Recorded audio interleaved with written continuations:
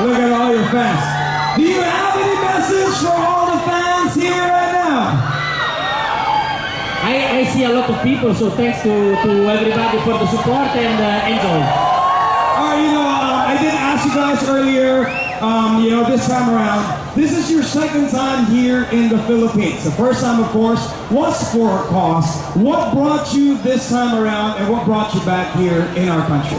Yes, it's always a great pleasure because we have a lot of fun here. Yamaha have a lot of support, and so we come here for make the record of the track with this scooter.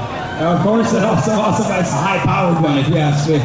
And of course, Maverick, this is your first time here in the Philippines. What are your message for all your fans here right now?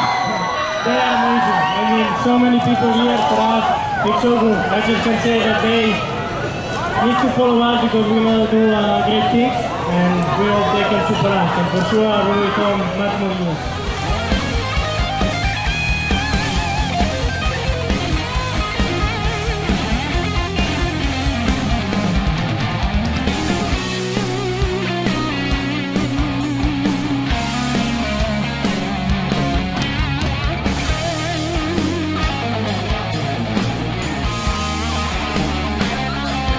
Sir Jordan, congratulations on the very successful opening of your Yamaha GP8 and of course for the very successful reception of the Filipino fans for Rossi and Viñales. Sir, what can you say about this successful turnout of your event?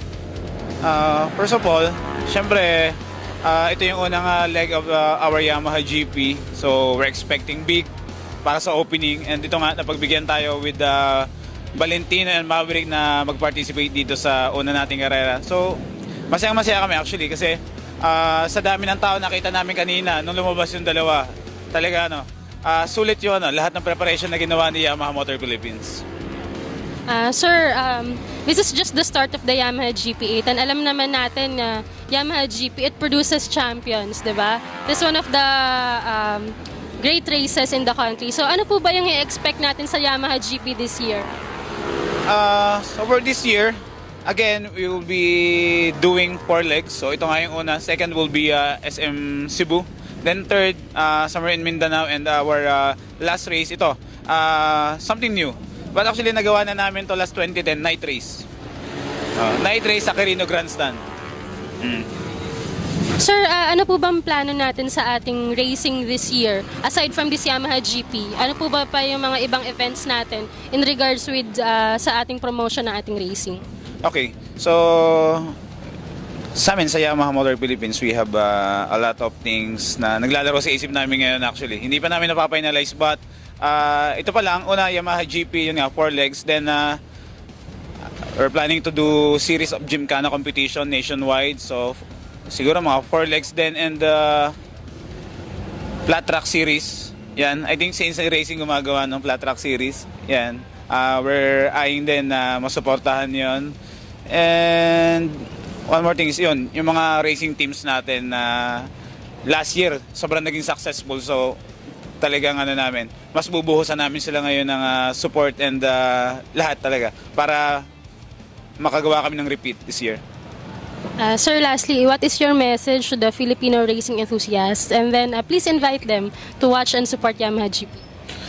First of all, I'm requesting everyone na patuloy pa rin nating mahalin yung pagmumotor and continue to support itong mga ganitong karera.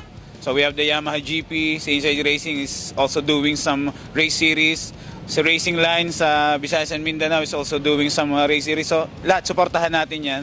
And please keep in mind na we're doing this for you para makapag-develop tayo ng new breed of riders na hopefully in the coming years makakapag-compete na with Valentino Rossi and Maverick Viñales sa MotoGP.